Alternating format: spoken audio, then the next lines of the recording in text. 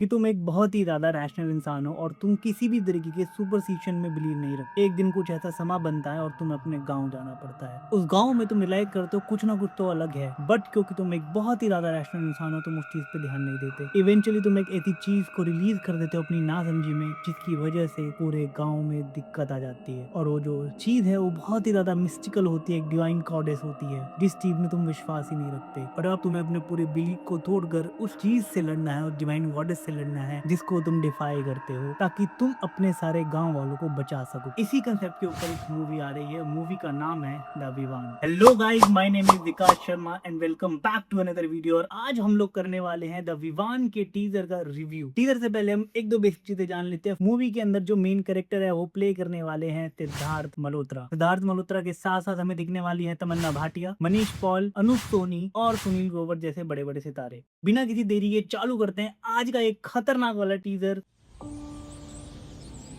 उन पेड़ों पर किसी काली अनजानी शक्ति का पहरा था। प्रवेश वर्जित है, उसकी चौखट पर यही लिखा था।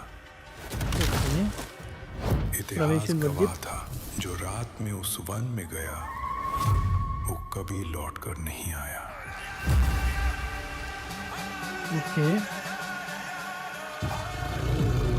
फिर भी किसी की किस्मत उसे उसी वन तक ले आई।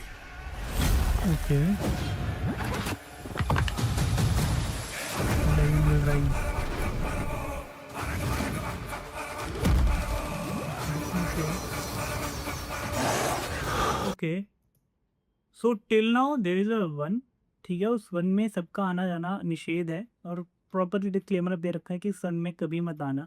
लेकिन उसके बावजूद भी तुम्हारी किस्मत, अगर तुम्हारी किस्मत में लिखा हुआ है तो तुम उस वन तक पहुंच जाओगे। और अगर उस वन में कोई भी जाता है तो कोई वापसी नहीं आता। ग्रेट। दिखाई दे रही है, उन सबका मतलब क्या है? कौन कर रहा है ये?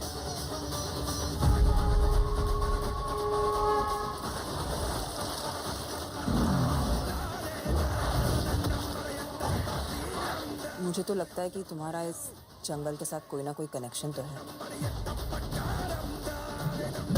Correction.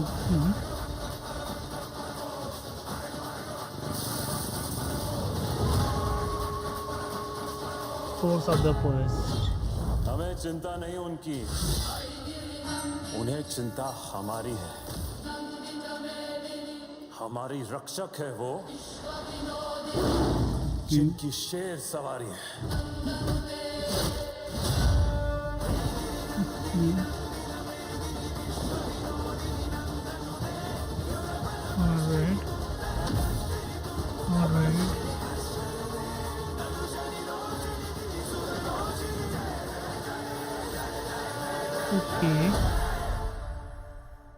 Got it. So let's start now. Movie का जो जॉनर है वो बहुत ज्यादा ड्रामेटिक है और थ्रिलर नजर आ रहा है। इसके अंदर मिस्टिकल चीजें हैं, ऑफ कोर्स, उसके ऊपर पूरी मूवी बनी हुई है। मूवी की जो स्टोरी है देखने से पता लग रही है they have not created any kind of suspense in the movie. For example we all know कि वो वन में जाएगा and some kind of mystical power will release and उसी के इर्द पूरी कहानी घूमेगी। Eventually he will win. But एक चीज उन्होंने सस्पेंस में डाल दी है, which is the back story. एक आदमी को दिखाया गया है जो पहाड़ पे चढ़ रहा है, जो 50 चीजें कर रहा है, कि वो किसी भी इस गांव की बैक स्टोरी भी हो सकती है या फिर वो खुद सिद्धार्थ मल्होत्रा भी हो सकता है, जो कि जाके पूजा पाठ करेगा, जिसकी वजह से उसको हेल्प मिलेगी। ये तो बात हो गई जॉनर की, जिसमें वो ड्रामेटिक और मिस्टिकल है। ठीक है, now let's talk about performance. Tamannaah Bhatia is looking extremely good. On the other hand she has, जितने भी उनके शॉट्स आए हैं वो बहुत अच्छे लग रहे हैं। Comparatively Siddharth Malhotra can do better, मुझे ऐसा फील हुआ। आई डोंट नो आप लोगों को ऐसा फील होता है, बट आई थिंक मतलब ऐसा नहीं था कि उन्होंने जस्टिफाई बिल्कुल भी नहीं करा है, बट ऐसा भी नहीं था कि मैं देख के एकदम वाव हो जाऊं कि बाय गॉड क्या कर दिया है, वो वाली चीज भी नहीं थी। बट ऐसा भी नहीं था छी छी ये क्या कर दिया है। तो करेक्टर बहुत ही ओके ओके प्ले कर रहे हैं Siddharth Malhotra as per me in the teaser. Third चीज है स्टोरी कैसी लग रही है। स्टोरी ऑब्वियसली जिन भी लोगों को मिस्टिकल या फिर माइथोलॉजिकल चीजों में इंटरेस्ट है, उनको ये मूवी बहुत ज्यादा इंटरेस्ट करने वाली है। मुझे तो ऑब्वियसली ये सब चीजें इंटरेस्ट करती ही है। Characters are also looking good, plot as पर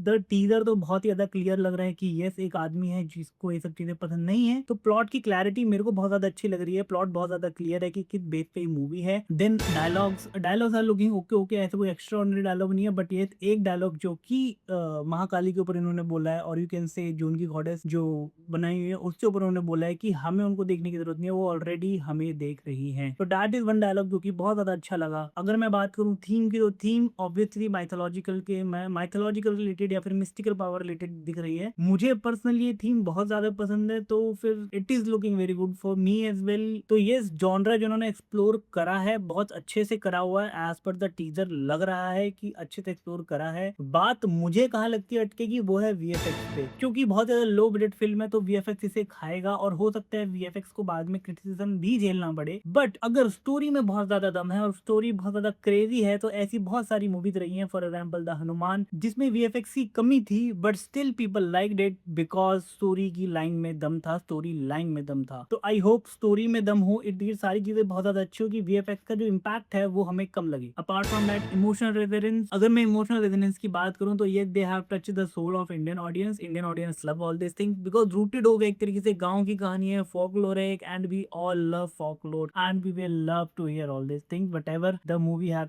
are going to show us, right. So that is it from my side. अगर आपको ये रिव्यू बहुत ज्यादा पसंद आया तो please give me a thumbs up and subscribe my channel. Thank you so much. Over and out, bye.